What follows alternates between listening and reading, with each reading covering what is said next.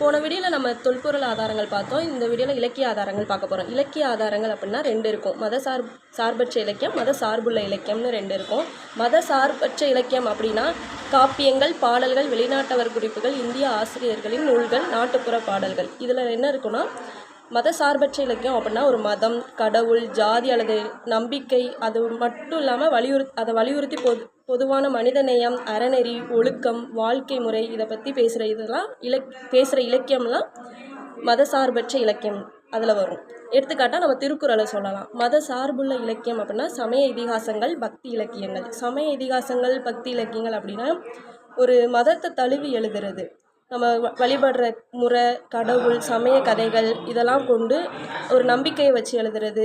எடுத்துக்காட்டாக நம்ம தேவாரம், திருவாசகம், ராமாயணம், மகாபாரதம் அப்படிங்கிற பல்வேறு புராண கதை நூல்களை மத சார்புள்ள இலக்கியத்தில் வரும். தேங்க்யூ.